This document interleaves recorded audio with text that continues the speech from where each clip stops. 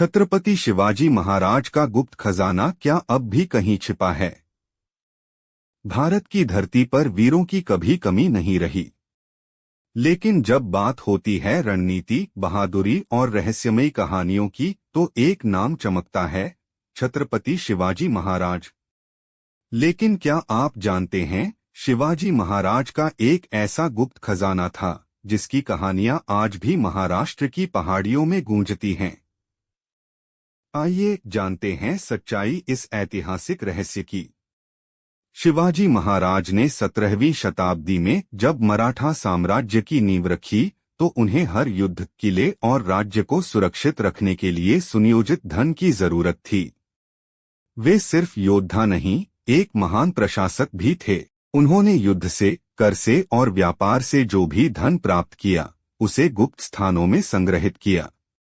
लोक कथाओं के अनुसार शिवाजी महाराज ने अपने खजाने को कई किलों में बांटकर रखा था, जैसे राजगढ़, रायगढ़, प्रतापगढ़ और सिंधुदुर्ग। कुछ दस्तावेजों में ये भी दावा किया गया है कि करहा घाट और सह्याद्री की गुफाओं में सोना, चांदी और जवाहरात छुपा कर रखे गए थे।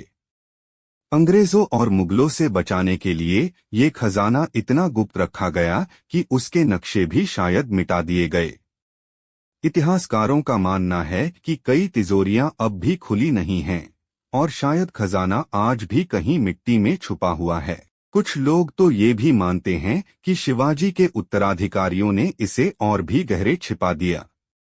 आज भी कुछ शोधकर्ता और इतिहास प्रेमी इस खजाने की खोज में लगे हुए हैं। 2010 में महाराष्ट्र के कुछ क्षेत्रों में खुदाई हुई, लेकिन कोई ठोस प्रमाण नहीं मिला। सवाल ये है, क्या खजाना अब भी जमीन के नीचे है या इतिहास के पन्नों में ही दफन हो गया? छत्रपति शिवाजी महाराज का खजाना सिर्फ धन का भंडार नहीं, बल्कि उनकी दूरदृष्टि, प्रशासन और राष्ट्रभक्ति का प्रतीक है। शायद ये खजाना हमें न मिले, लेकिन उनकी विरासत, उनके आदर्श और उनका विजन ही सच्चा खजाना है।